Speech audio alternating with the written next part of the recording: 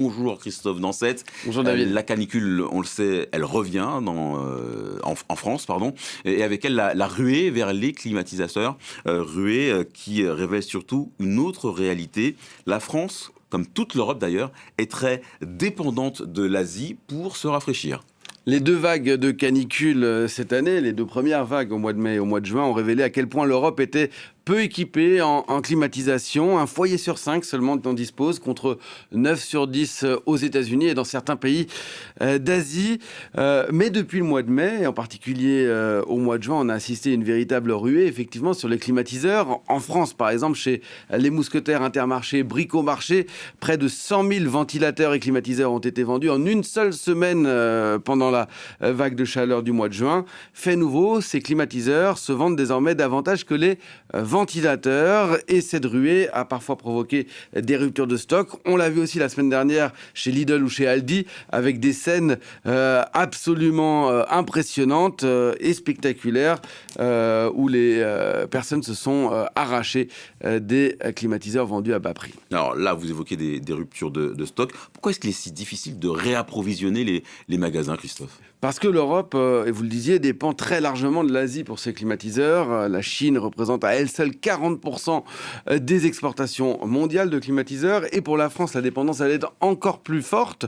60% des climatiseurs importés viennent de Chine, 13% de Corée du Sud, 9% de Thaïlande. C'est-à-dire que ces trois pays seulement, ça représente 82% des climatiseurs importés en France. Et si on y ajoute le Japon et d'autres pays de la région, eh bien on monte même à 95%. Autrement dit, lorsqu'une vague de chaleur frappe l'Europe ou la France, eh bien tout le monde se tourne vers les mêmes fabricants, les mêmes usines, la même chaîne logistique, ce qui explique des tensions d'approvisionnement. Des tensions d'approvisionnement dans un marché qui explose.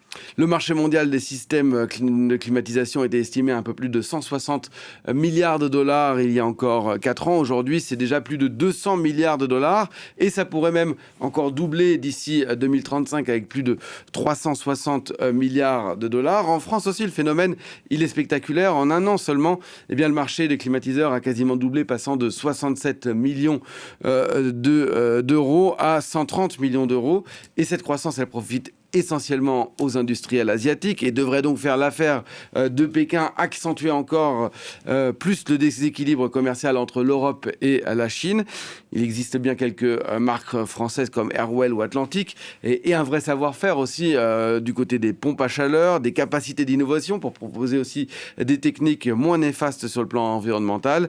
Mais certains de ces fabricants français dépendent eux aussi beaucoup de l'Asie pour leurs composants et une partie de leur production. Résultat, lorsqu'il y a des tensions sur les stocks, les délais de livraison s'allongent, notamment parce que l'essentiel des appareils arrive aujourd'hui par fret maritime, ce qui prend évidemment un peu de temps. Alors, on a l'impression, Christophe, quand vous décrivez ce marché, que la climatisation est en train de devenir un enjeu de souveraineté. Oui, pendant longtemps, en Europe, la climatisation était perçue comme un équipement de confort, presque de luxe. Et avec les canicules de plus en plus longues et de plus en plus fréquentes, eh bien, elle devient progressivement un équipement aussi de santé publique. On le voit dans les hôpitaux, les EHPAD, les écoles.